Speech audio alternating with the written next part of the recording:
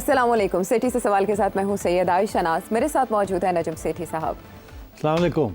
सिर्फ साहब, जैसे इस्टेब्लिश हुआ हमारे ये मोन्टाज से यार एक सेकंड, जी विद ड्यू अपॉलजीज एक सवाल पूछ सकता हूँ? आज मैं पूछ लूँ। अच्छा चले, पहला सवाल आप पूछ लें, बाकी मेरे। तो ये जो आप आज ने जो रंग पहना हुआ है जी, ये तो बसंती रंग है।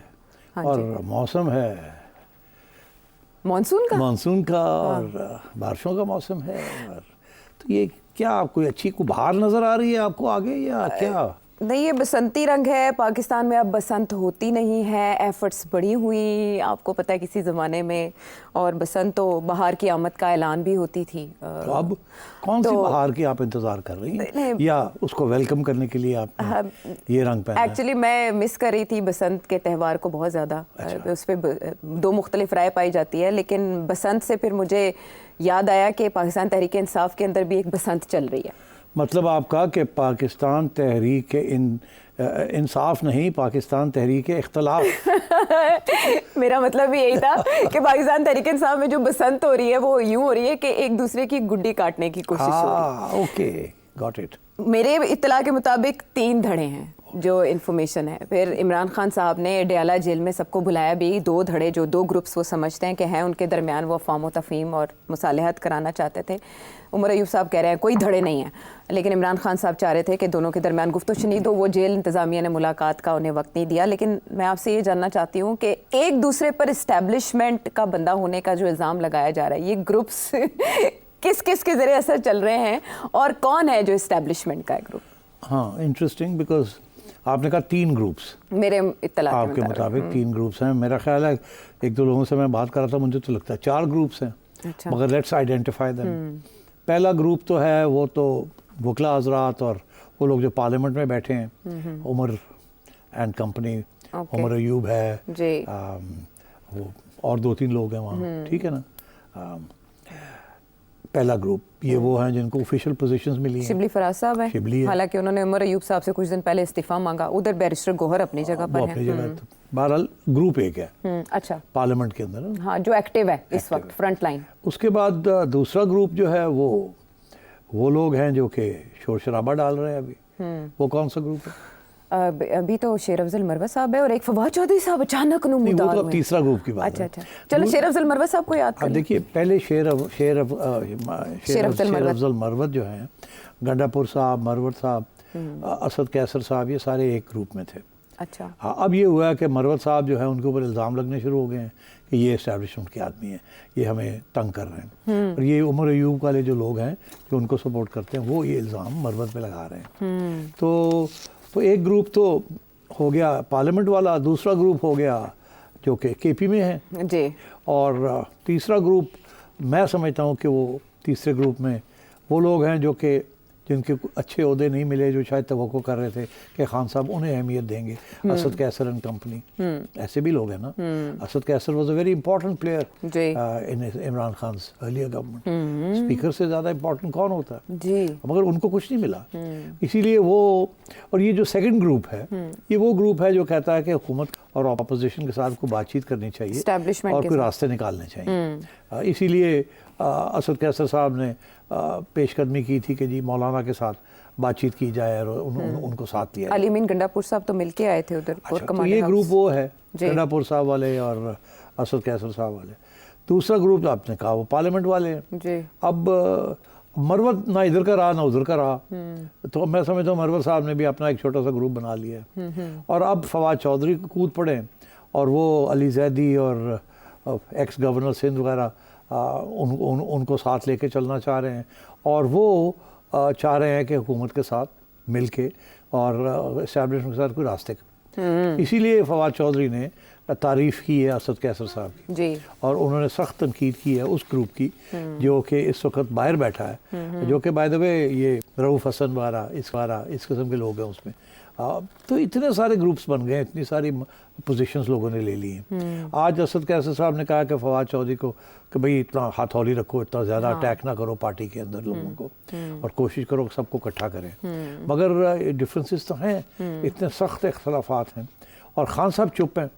खान साहब की बात जो है वो क्या चाहते हैं क्या नहीं चाहते, क्या वो चाहते हैं कि इस किस्म की केओस हो और लड़ाई झगड़े हों, मैं समझता हूँ कुछ लोग तो ये भी तज्जिया कर रहे हैं कि जी लड़ाई झगड़े जितने होंगे उतना अच्छा है, खान साहब की जो फाइनल अथॉरिटी है वो रहेगी और ये लड़ाई झगड़े करते रहें, जब वक्त आएगा खान साहब एक बात करेंगे सारे सीधे उधर आ जाएंगे। और अभी अच्छा है, एक बंदा कहता है एस्टैब्लिशमेंट से बात करो, दूसरा कहता है नहीं करेंगे।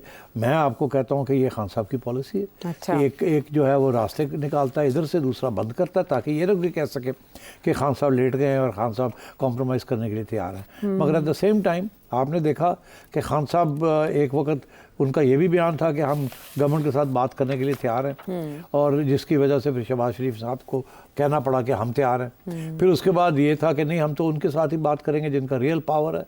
तो खान साहब भी डबल गेम खेलते हैं ताकि उनके लिए स्पेस ज़्यादा हो मनूवर करने के लिए। और आपको पता है खान साहब का मौक़िफ़ तो हमेशा यही रहा है कि मौका देख के बात करनी है, ज़रूरत पड़े तो यू टर्न ले लेना है, यू टर्न भी ले और उसके ऊपर कोई दिक्कत नहीं होनी चाहिए, कोई प्रॉब्लम नहीं होना चाहिए यू टर्न लेने के लिए। तो खान साहब is playing a double game and सारी पार्टी जो है वो फिर उसी किस्म की गेम में आ गई। वो समझते हैं कि खान साहब हमें सपोर्ट कर रहा है, एक ग्रुप समझता है, दूसरा ग्रुप ये समझता है खान साहब हमें सपोर्ट कर रहे हैं। खान साहब एक ग्रुप को मिलते हैं तो उनको एक बात कहते हैं, दूसरे ग्रुप को मिलते हैं दूसरी बात कहते हैं, और वो डबल गेम चला रहे हैं। अब फवाद चौधरी साहब जो निकले हैं बाहर जी, जाहिर है उनके बोल तो इल्ज़ाम यही है कि कितने सो तुसी आहो, हाँ जी, तो तुसी किस तरह आ गए बाहर लपक के, और आते सार आप आके हर ऐसी मीठी मीठी बातें कर रहे हैं कि जी एस्टैब्लिशमेंट के साथ बातचीत करें, गवर्नमेंट के साथ बातचीत करें। तो ये है कि आप डिवाइड करना चाह रहे हैं, तो वहाँ लड़ाई झगड़े और बढ़ रहे हैं अभी। और मेरा ख्याल है खान साहब इसको रोकेंगे नहीं, अच्छा इसको चलने देंगे ऐसे।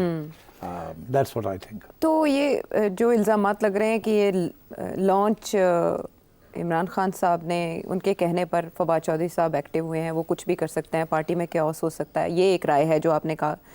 दूसरी तरफ शेर अफजल मरवत साहब कह रहे हैं कि इस्टेब्लिशमेंट से फवाद चौधरी साहब की हमेशा सेटिंग रही है, लेकिन हमने देखा इमरान खान साहब के दौर में फवाद चौधरी साहब का ये रवैया नहीं था। फवाद चौधरी साहब तब भटक गए थे या अब भटके हैं? मैं समझता हूँ फवाद चौधरी साहब हमेशा इस्टेब्लिशमेंट के करीब रहे हैं, और वो बातें वही करते थे जो समझते थे कि खान साहब को बात पसंद आएगी। जब भी मुज़ाकरात हुए बाजवा साहब के साथ उस ज़माने में, हर टीम जो जाती थी उससे फवाद चौधरी उसका हिस्सा होते थे, खुफिया तौर पे जाके मिलते थे, आते थे, खान साहब को ब्रीफिंग करते थे। और मेरा ख्याल है कि फवाद चौधरी बहुत सियासी तौर पे बड़े लायक हैं और बहुत चालाक हैं, और वो खान साहब को वही बात सुनाते थे जो उनको पता होता था खान साहब को पसंद आएगी। मगर मेरा ख्याल है एस्टैब्लिशमेंट को भी वही बात करते थे जो एस्टैब्लिशमेंट को पसंद आती थी। अच्छा, तो खान वो मेरा ख्याल अभी भी वो इसी किस्म का रोल अदा करेंगे। वो रोल यही होता है, बिल्डिंग ब्रिजेस। अच्छा। बिकॉज देखिए ना, अब वो आउट हो गए ना, सारी पार्टी ने उनको, एक कोर कमेटी ने बैठ के उनको आउट कर दिया जिसमें सारे इकट्ठे हो गए। तो अब बात यह है कि जो इकट्ठे हुए हैं वो दो ग्रुप्स इकट्ठे हुए ना, मगर असद कैसर तो उसका हिस्सा नहीं है, गंडापुर भी उसका हिस्सा नहीं है। तो अब फवाद चौधरी साहब तारीफें कर रहे हैं असद कैसर साहब की, और वो कह रहे हैं कि ऐसे लोगों को आगे आना चाहिए, बिकॉज उन्हें पता है कि ये वो लीडरशिप है जो कि पार्लियामेंट्री लीडरशिप असली है, और इनको चाहिए कि ये अपनी असर रसूख इस्तेमाल करके इस्टेब्लिशमेंट के साथ कोई रास्ते निकालें और गवर्नमेंट के साथ कुछ रास्ते निकालें।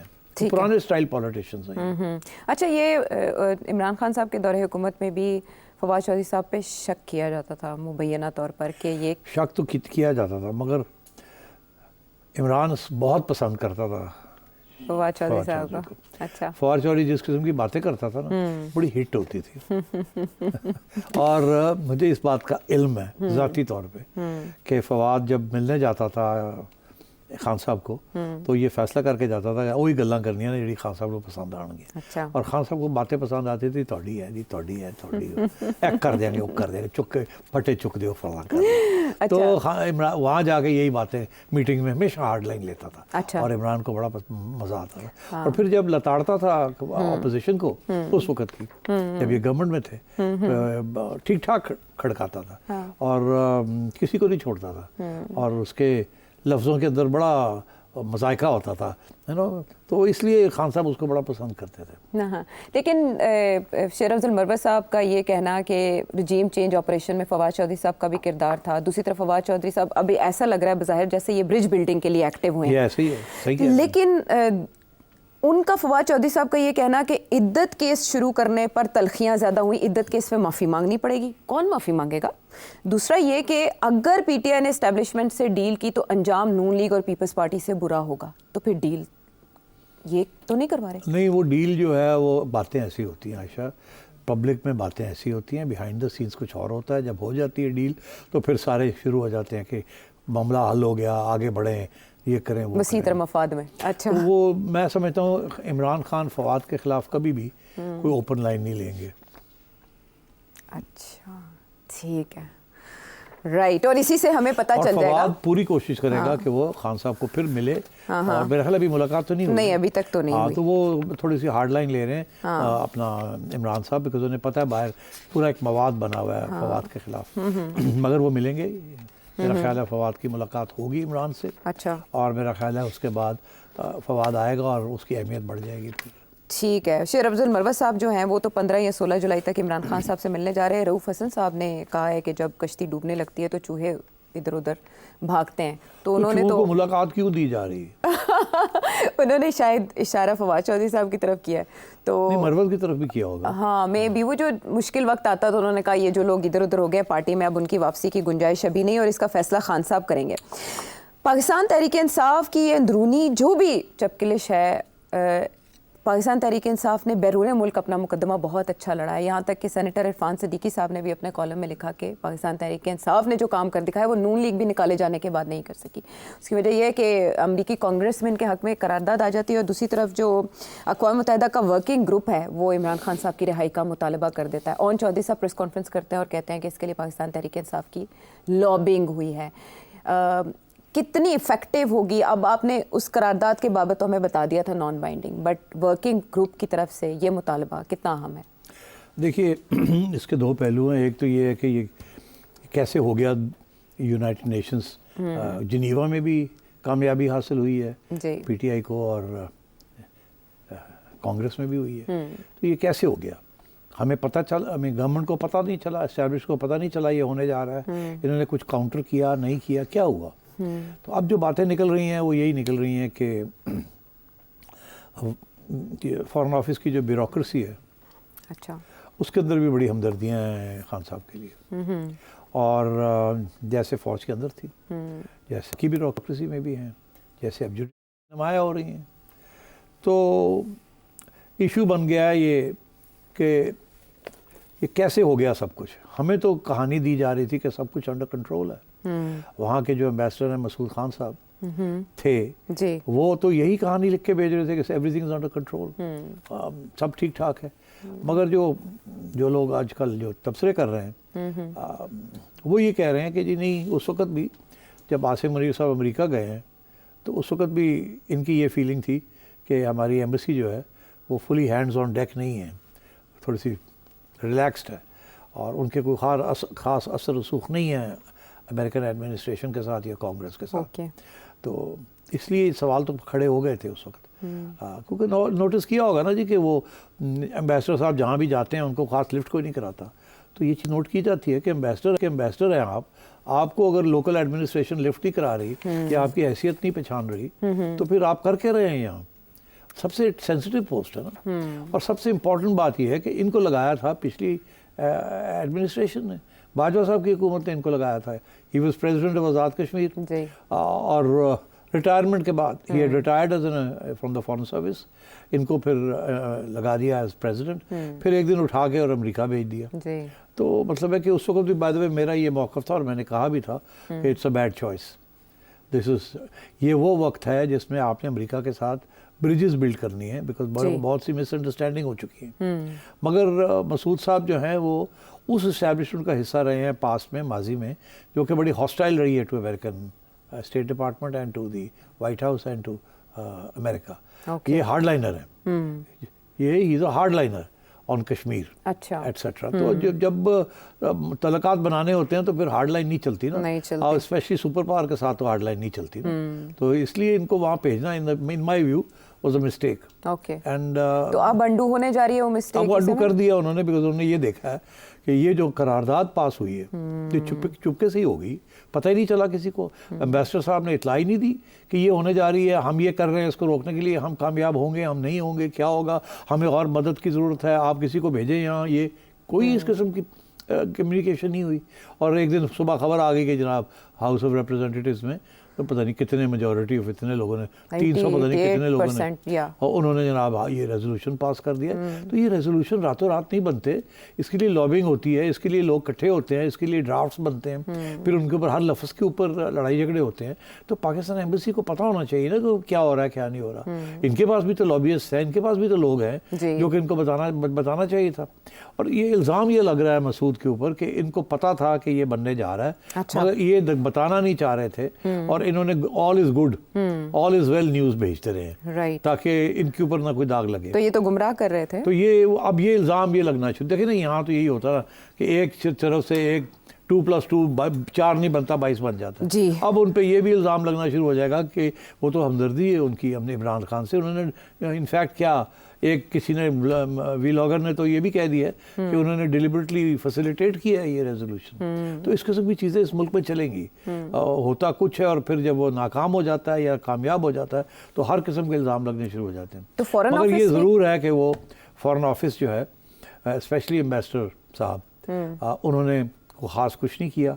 और इंटरेस्टिंग बात, ये सवाल आप पूछने वाली है जो आपके मुंह से मैंने रोक लिया है वो ये है कि तो फॉरेन ऑफिस की करेंसी वो सुता इसहाक डार साहब क्या कर रहे हैं? इसहाक डार साहब तो अभी आए हैं ना। हाँ। उससे पहले कौन था? जलील अब्बास जिलानी साहब थे ना। जी जी, जलील अब्बास जिलानी। ये सारा कुछ तो उस वक्त शुरू हुआ होगा ना, उसके बाद तो नहीं। ये देखिए ना, इलेक्शन के बाद सारा कुछ हुआ है ना। तो उस वक्त तो कुछ अरसे के लिए तो था ही कोई नहीं जी। और फिर उसके बाद डार साहब आए हैं जी। और ये पिछले 3 महीने से डार साहब बैठे हुए हैं यहाँ। हाँ, लेकिन 2 महीने से तो बैठे हुए ना। हाँ, लेकिन डार साहब भी परसू कर लेते, नून लीग की पॉलिसी या इस हुकूमत की मजबूरियाँ, इसको रोक लेते। 2 माह काफ़ी नहीं ऑफिस में? नहीं, एटलीस्ट देखिए उनको पता तो होना चाहिए था ना कि वहाँ ये खिचड़ी पक रही है, इसके बारे में कुछ करना चाहिए, इसकी तरफ तवज्जो देनी चाहिए थी ना।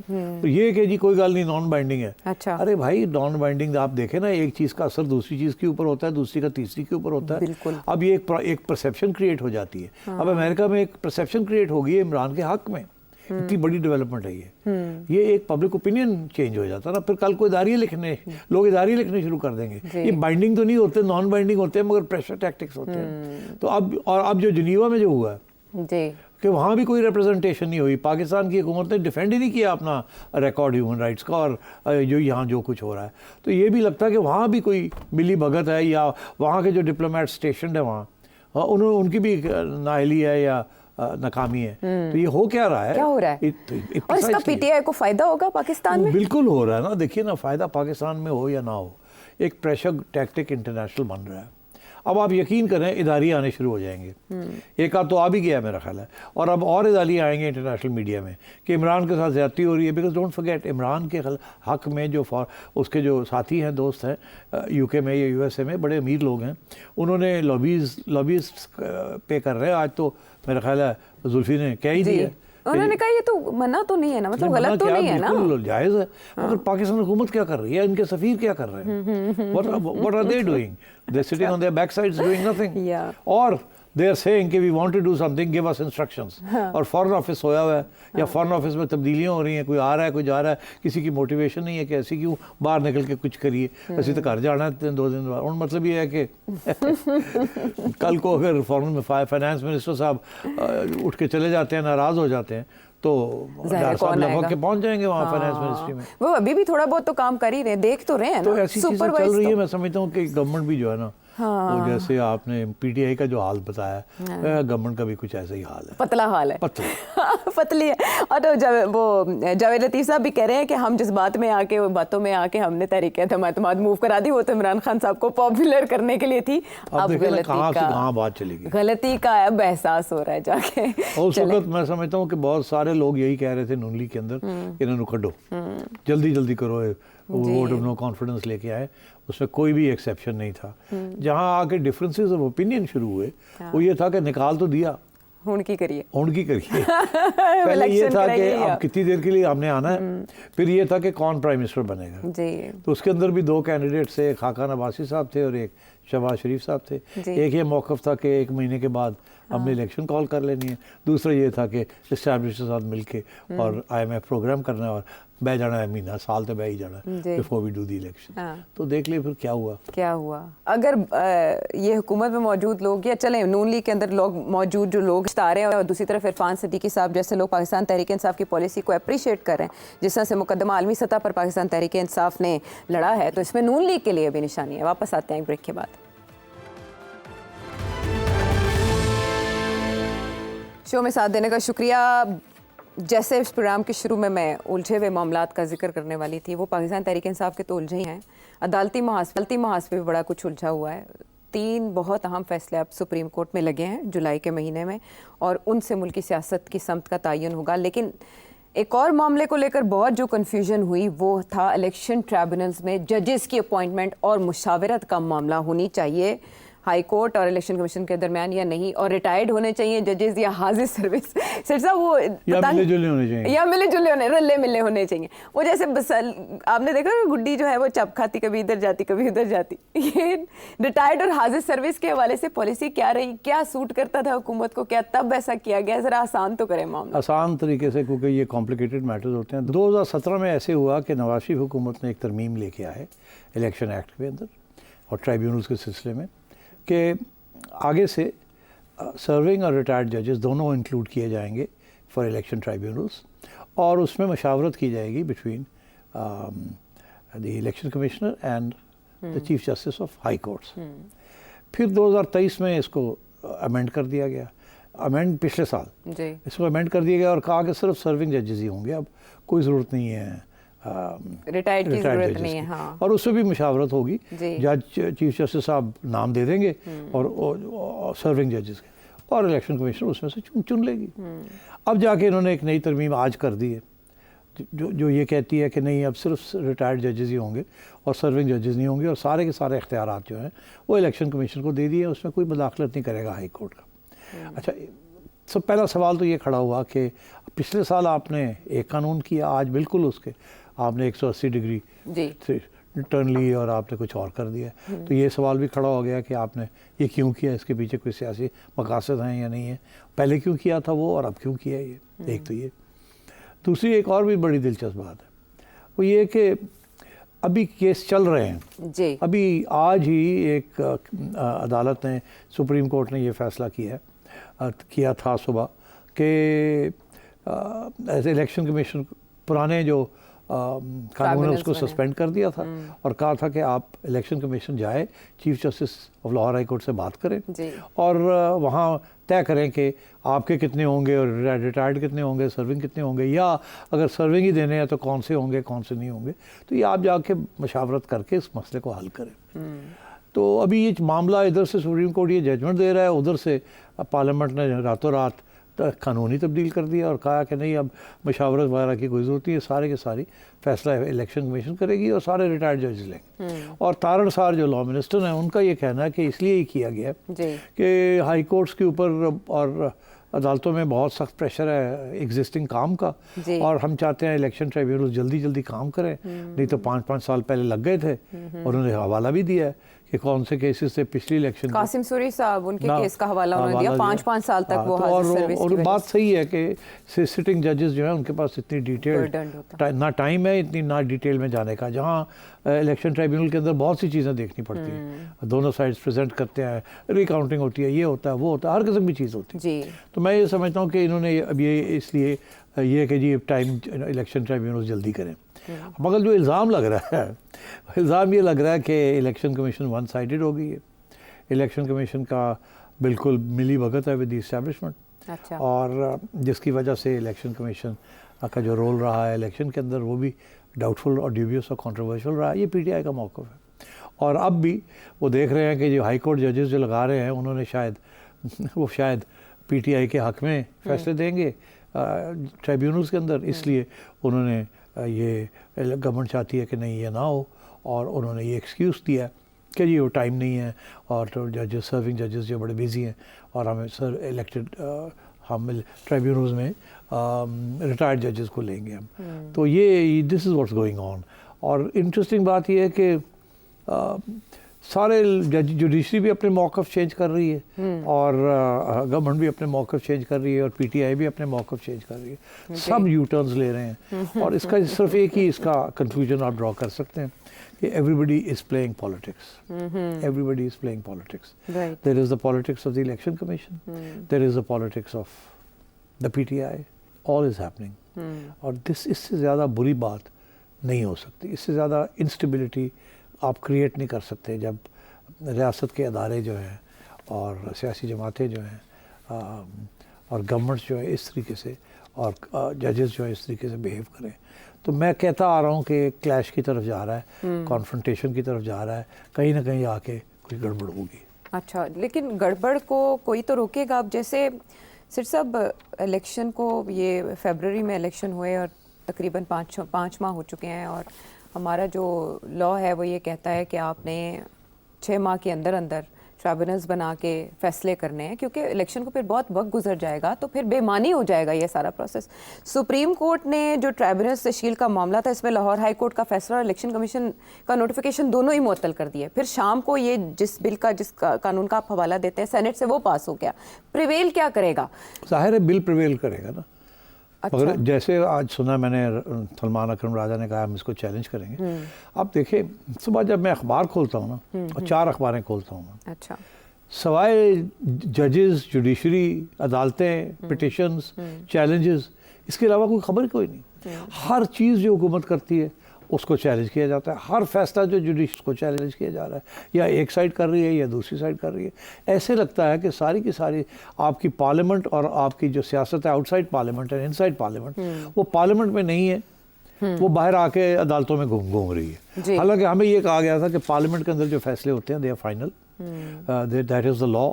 और उसको चैलेंज पुराने ज़माने में बहुत कम चैलेंज होता था, ऑर्डिनेंस को भी चैलेंज नहीं किया जाता था, बिकॉज पता होता था कि ऑर्डिनेंस जो है वो उस वक्त की लाया जाता है जब पार्लियामेंट सेशन में ना हो। जी। अब तो ये शुरू हो गया कि पार्लियामेंट अगर सेशन में भी है तो एक दिन इंतज़ार करते हैं कि वो छुट्टी हो पार्लियामेंट की, उसी दिन ऑर्डिनेंस ले आते हैं।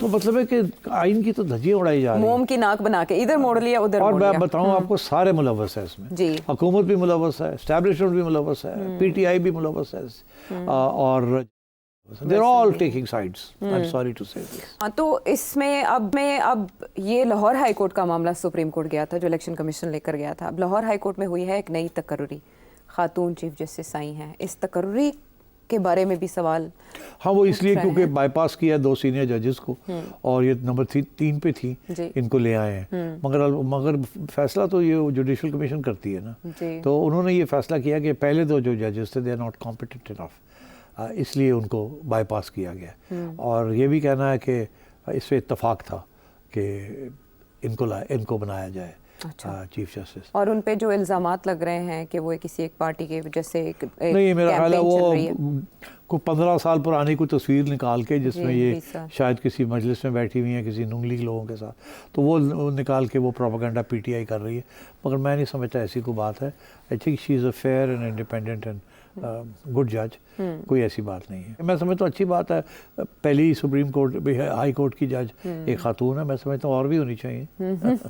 बिल्कुल, अब मोहतरमा के दौर में भी ऐसी तकरीरें हुई थी जो सिग्निफिकेंट हैं। मगर 2 और केसेस चल रहे हैं ना, आपने 3 का जिक्र किया था, हमने तो सिर्फ इलेक्शन ट्राइब्यूनल डिस्कस किया। अभी 2 एक और केस भी तो है, अगर 2 मिनट दें जल्दी से मैं डिस्कस मेरे ख्याल है 1 मिनट ले लें, आप कर सकते हैं। ऐसे है कि वो दूसरा केस है, वो सीट्स का है ना। जी जी, मखसूस नशिस्तों वाला मामला, वो बहुत खतरनाक केस है। अगर पीटीआई को वो नशिस्तें मिल जाती हैं तो मैंने पहले भी ये कहा था कि बहुत से मसले बन जाएंगे। एक तो इस वक्त जो लोगों को लगा दिया गया है दूसरी पार्टीज़ में, उनकी छुट्टी हो जाएगी और फिर इनके लोग आ जाएंगे, और जब ये आ जाएंगे तो पार्लियामेंट तो चल ही नहीं सकेगी इन माई व्यू। दूसरी बात यह है कि अगर हुकूमत कोई 2/3 मेजॉरिटी के साथ कुछ तब्दीलियाँ करना चाह रही थी वो नहीं कर सकती। आपको एक जगह जाते हैं जहाँ पर मेस जो है वो कंट्रोल करने की जिम्मेदारी होती है, लेकिन वहाँ से मजीद मेस फैल रहा है। अभी तक तो का एनालिसिस तो यही कह रहा है, लेकिन मामला कहाँ जाके रुकेगा जो है वो कॉम्प्लिकेटेड होती जा रही हैं। अमूर मुमलिकत किस तरह से सुलझाए जाएंगे, ये सवाल हर एक के जहन में मौजूद है, और हम वापस आएंगे बहुत से मज़ीद सवालों के साथ।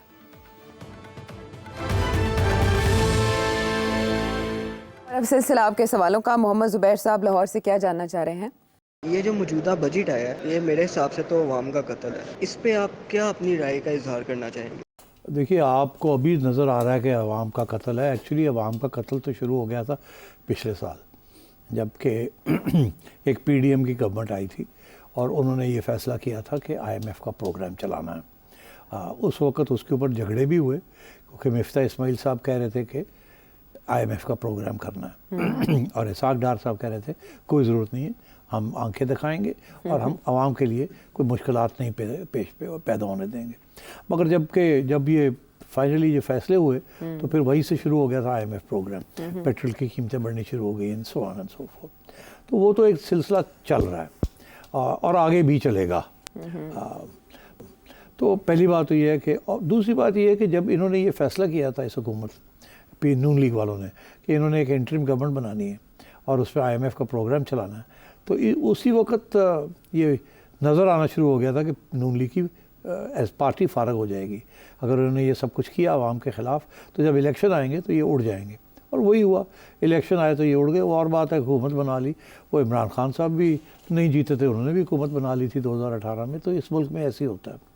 तो अब सिलसिला ये है कि ये आगे और ऐसे ही चलेगा। अच्छा। इसीलिए मैं समझता हूँ कि किसी सूरत में भी नून लीग जो है वो मानेगी नहीं। फ़ौरन अगर कोई और प्रेशर भी आता है अर्ली इलेक्शन का, अगर कोई कहीं ना कहीं से प्रेशर आता है तो नून लीग नहीं मानेगी। उसकी तो ये कोशिश होगी कि जितनी देर और हम बैठे रहें और ताकि हालात कुछ बेहतर हों, ताकि हम आवाम को कोई रिलीफ दे सकें। इस वक्त रिलीफ देने का कोई मौक़िफ़ नहीं, टाइम नहीं है। गोइंग फॉरवर्ड, आज आपने देख लिया क्या हुआ। आज आपने देखा कि बिजली की कीमत जो है वो एकदम बढ़ा दी गई है पर यूनिट। बाकी चीज़ें तो चल रही हैं मगर यूनिट प्राइस फिर बढ़ा दी गई है। और वो सबसे ज़्यादा जो डज लगेगी वो लगेगी गरीब आवाम को, जिनके 100 से 200 यूनिट जो कंज्यूम करते हैं, उनके ऊपर भी कुछ 7 रुपए पर यूनिट बढ़ा दिया गया, बुनियादी यूनिट, मगर सबके ऊपर हुआ है ऑल अक्रॉस। तो ये बिल्कुल वैसे ही है जैसे कि गरीब और मिडिल क्लास जो है उसको डज लग रही है। और यही फ़लसफ़ा हुकूमत ने और आईएमएफ की तजवीज़ लेके आगे बढ़ाया है in the case of income tax. ठीक है ना। वो भी हमने काफ़ी दफ़ा कहा है कि सैलरीड क्लास जो है, जो मिडिल इनकम ग्रुप्स हैं, उनके ऊपर काफ़ी बोझ पड़ गया। उनकी रियल जो इनकम उनको मिलती है वो कम हो जाएगी अब पहले से।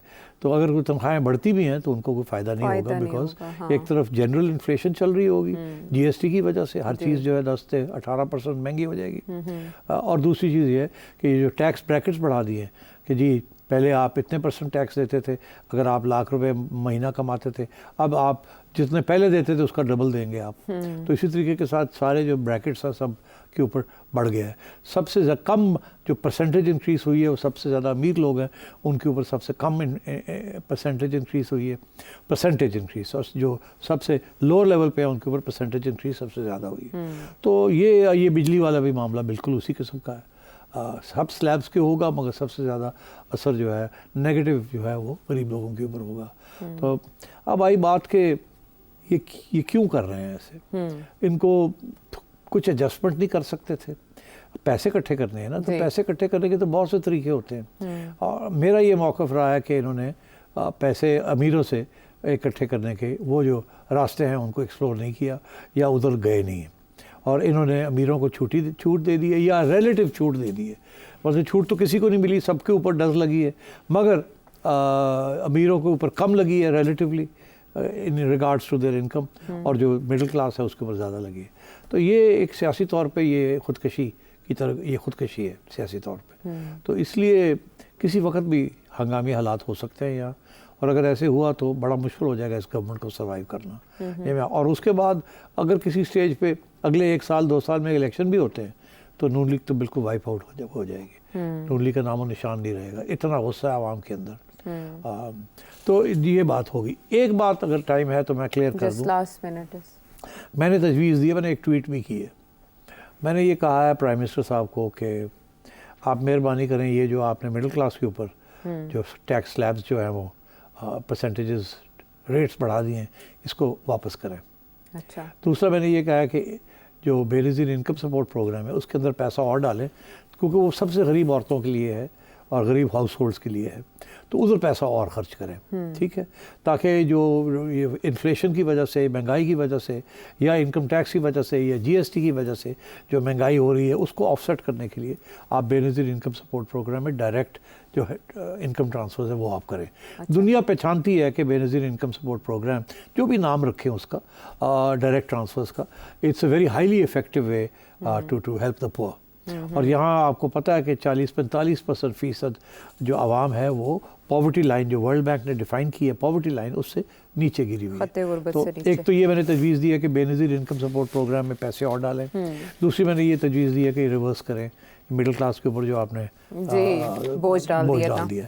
और मैंने कहा जो पैसे आपको चाहिए इनको रिवर्स करने के लिए, वो आप पैसे पब्लिक सेक्टर डेवलपमेंट प्रोग्राम जो है उसको कम करें, बिकॉज ज़रूरत नहीं है।